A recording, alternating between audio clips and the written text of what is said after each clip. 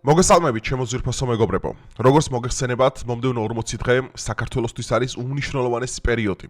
ვინაიდან რადგანაც ჩვენ უნდა ავირჩიოთ სრულიად კათოლიკოს პატრიარქი, რომელიც იქნება ერის სულიერი მამა. რა თქმა უნდა, ეს წმინდა სინოდის საკითხია, ეს რა თქმა უნდა გადაწყდეს დახურულ კრებაზე, მაგრამ ის რომ საკუთარი ნება და საკუთარი სურვილი, მათ შორის ერისკაცობიდან და მათ შორის სასულიერო პირებიდან არსებობს ერთი მნიშვნელოვნად იმაზე, როგორც მაგალითად მეუფე სტეფანემ განაცხადა დღეს სულ ახლახანს. მე თავიდანვე ვამბობ, რომ მე უწვიდესის მიერ გამორჩეულ მოსაყდრებს ვუჭერ მხარს.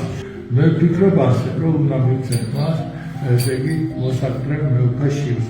და ეს არის ჩემი პოზიცია. ხო, იმიტომ რომ ცოტა ისეთია ხომ არასწორი აჟიოტაჟი უკვე დაიწყო და მე ვფიქრობ, რომ მიჩვენია, რომ თავიდან მაგ საკითხში არ იყოს მეუწვიდეს ვენდობი, რომ პატრიარქის სიტყვას აქვს გადამწყვეტი მნიშვნელობა. ის რომ 2017 წელს, როდესაც უწმენესმა და უნეტარესმა თანამოსახდეთ დაასახელა მეუფე შიო, ჩემი ღრმარწმენით ამას უნდა ქონდეს გადამწყვეტი მნიშვნელობა. მეუფე შიო, რომელიც არის ბოლო პერიოდში თავდასხმის მთავარი ობიექტი. ძირითადად ლიბერალური მედიებიდან, ასევე ოპოზიციური არხებიდან,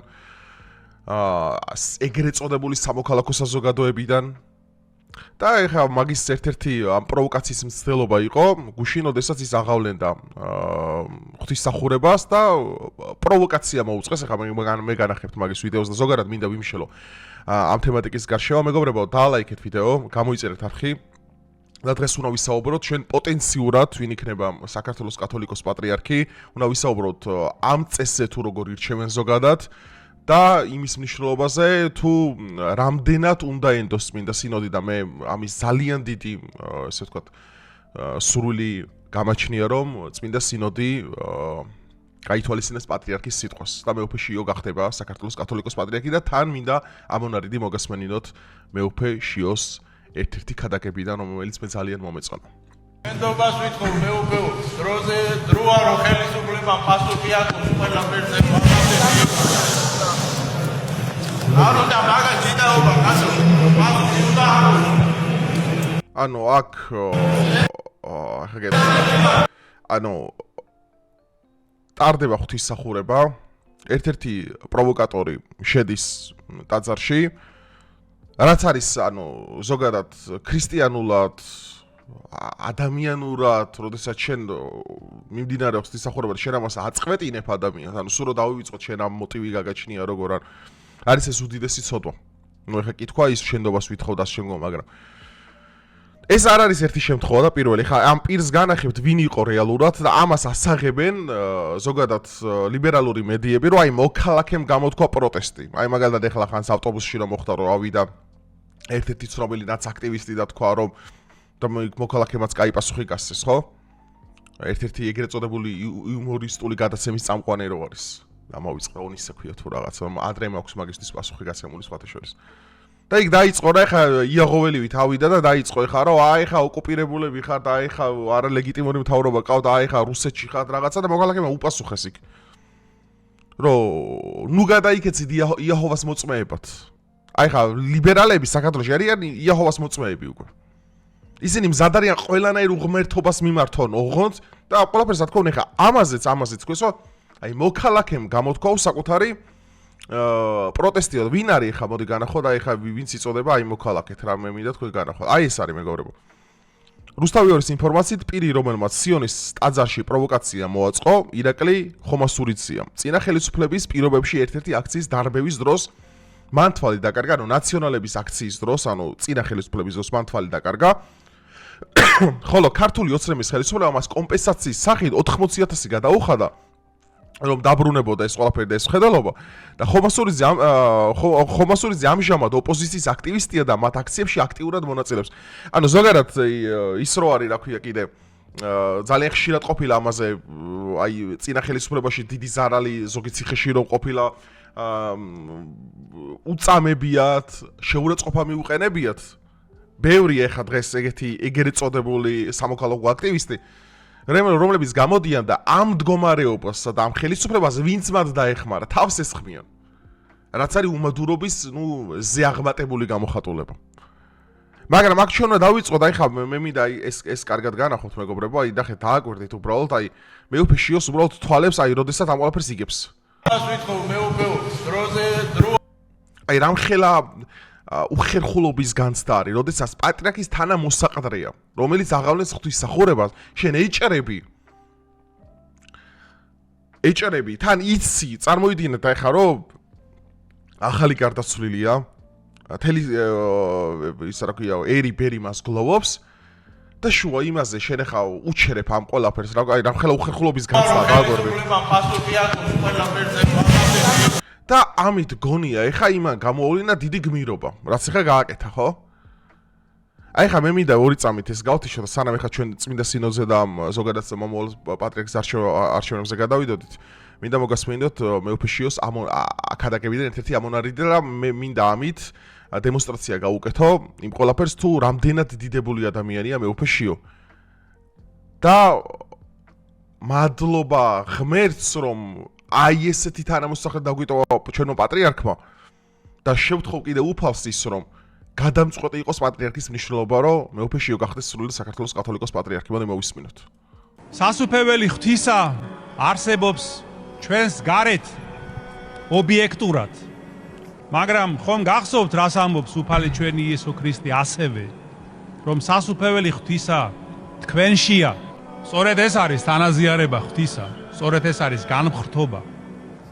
და იმისთვის რომ ეს ჩვენში გაიხსნას სასუფეველი ღვთისა, საჭიროა რომ დავუჯეროთ, მივენდოთ ჩვენს დედა ეკლესიას, რომელიც აუცილებლად მიგვიყვანს იმ ბედნიერებამდე, რომ გაიხსნება ჩვენში ყოველივე საუკეთესო, ყველაზე წმინდა, რაც კი შეიძლება არსებობდეს, ეს არის თანაზიარება ღმერთთან. რა თქმა უნდა. რისი ღირსიც დაე გამხდარიყავით მადლითა და კაცმოყარებითა უფლისა ჩვენისა იესო ქრისტესითა, რომელსაც ჩვენის ყოველი დიდება, პატივი და თაყვანისცემა თანამამით და სული წმინდითურთ აცდა მარადის და უკუნითი უკუნისამდე. ამინ.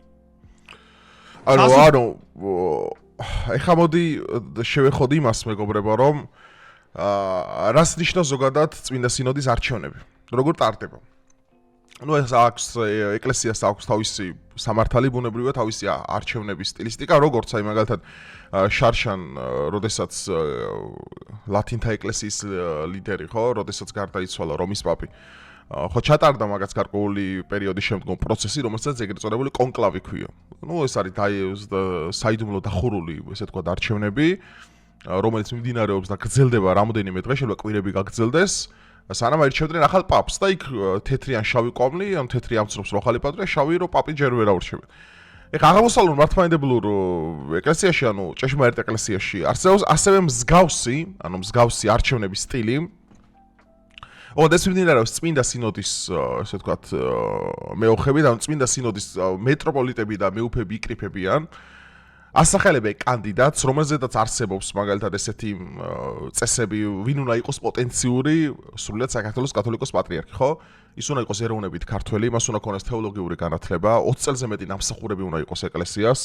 ამას დამატებული, ამ ყველაფერს დამატებული ის რომ მაგალითად 70 წელზე მაღალი არ უნდა იყოს, ანუ არსებობს რაღაც წესები, რაზეც უნდა ჩაჯდეს. აქედან გამომდინარე, წმინდა სინოდი უკვე ირჩევს პოტენციურ 3 კანდიდატს და შემდგომ ამ დახურული ფარული კენჭისყრით ხდება, ეგრეთ წოდებულ ყუთში ჩაგდება სახელების, როგორც 77 წელს ჩვენი საქართველოს სრულად საქართველოს კათოლიკოს პატრიარქი უწმინდესი უნიტარეს ილია მეორე აირჩიეს, მანდ 77 წელს ჩატარდა მაგ სტილისტიკით და ეს ეკლესიას ეს გამოცდილება და ეს ისტორია გააჩნია და ირჩევენ შემდგომ პატრიარქს. შემდგომ აქვს უფლება რომ მაგალითად მიიღოს, მაგალითად ამბროსი ხელაია, როდესაც აირჩიეს პირველად საეკლესიო ისტორიიდან ვიცი, ხო? მან უარი თქვა პირველ ჯერზე უარი თქვა სრულად საქართველოს კათოლიკოს პატრიარქობაზე, ეგ მეორე ის როდესაც გაიმართა კრება, მაშინ გადაწყდა, მაშინ მიიღო ეს ჯვარი და ეს ტიტულატურა, ანუ შმერე უკვე შენზეა დამოკიდებული, ხვდები? ანუ იღებ ამ ჯვარს თუ არა, იმიტომ რომ ეს არის უდიდესი პასუხისმგებლობა, შენ ერთს უნდა გაუძღვე. თქვენ წარმოგიდგენთ,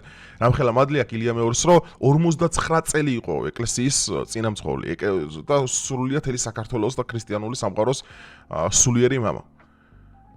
ეხა აქ თავიდან ბევრს ეგონა იმაზე სპეკულაცია რომ რა ხარ მაგალითად მეუფეშიო ნიშნავს ეს ავტომატურად რა თქმა უნდა არ ნიშნავს მაგრამ რას უნდა გაუსვათ ჩვენ ხაზი აქ და გვისმინოს ზედა ღვთისმშობელმა და უფალმა რომ პატრიარქის ნდობით აღჭურვილ პირს უნდა კონდეს განსაკუთრებული მნიშვნელობა მოდი ესეთი ფორმულირება მივიცეთ ამ ყველაფერს რა თქმა უნდა ავტომატურად არ ნიშნავს ოდესას დაასახელა ხო ეს საორგანიზაციო საქმეების მომგვარებელია მეუფეშიო სიტყვაზე ეს 40 წლის განმავლობაში მაგრამ ის რომ მან დააყენა წმინდა სინოდის კრებაზე უნდა იქნას მაქსიმალური სიფრთხილით გათვალისწინებული მე კითხავ მე ერისკაცი ვარ მე არანაირი უფლება არ მაქვს მე ხა გამოხვატავ ჩემს კეთილნებას, ჩემს სურვილს უბრალოდ, თორე რა თქმა უნდა, ეს არის წმინდა სინოდის გადასაწყვეტი და მაინც ღმერთი და სული წმინდით იქნება, რა თქმა უნდა, სული წმინდის მეუხებით იქნება ამ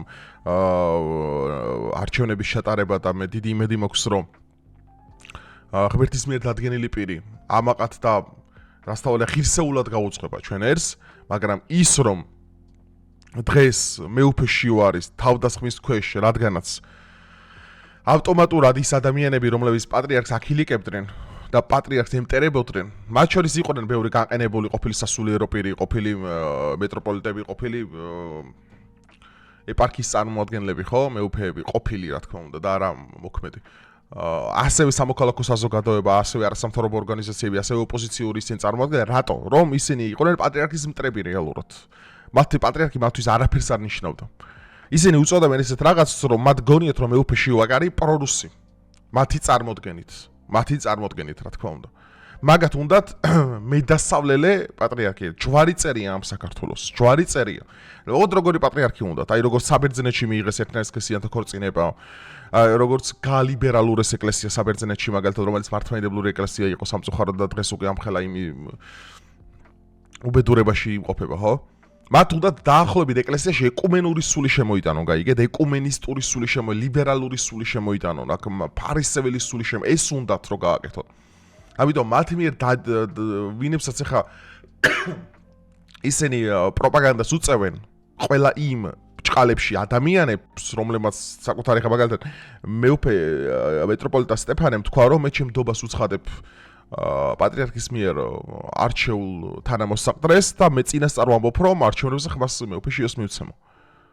ასევე იყო რამოდენიმე მეუფე, სანამ გაფართოებული საეკლესიო კრება ჩატარდება, არჩევნების შემდგომ, იმიტომ რომ იქ ეკლესიამაც უნდა მიიღოს მონაწილეობა. რამოდენიმე უკვე დაასახელა, რომ მეუფეშიოს მისცემე ხმას. მაგრამ ჩვენ არ ვიცით სხვების პოზიცია რა იქნება ამ შემთხვევაში. ჩვენ ისიც არ ვიცით პოტენციური კანდიდატები ვინები არიან აქედან, ხო? აქ ასაკობრივი ზღვარია, სერიოზული შეზღუდვა, აქ არის ზოგი ამ ჯვარს საერთოდ არ იღებს. ვერ ერევა, იმიტომ რომ ეს არ არის შეიძლება შენ მეუფე იყო, შეიძლება შენ მიტროპოლიტი იყო, მაგრამ ეს ჯვარი ვერ აიღო, რაც არის საქართველოს კათოლიკოს პატრიარქობა. ხო და აქედან გამომდინარე მე ძალიან დიდი სურვილი მაქვს, იმიტომ რომ აი მეუფეშიოში გულწრფელად, როდესაც მე უსმენი მის ქადაგებებს, მის სატელევიზიო გამოსვლებს, ანუ პატრიარქს უნდა ახასიათებს არათუ ის უნდა იყოს სულიწმინდის მიერ დანიშნული მხოლოდ როგორც სულიერი მამა, მეგობრებო, ის ასევე უნდა იყოს კარგი დიპლომატი.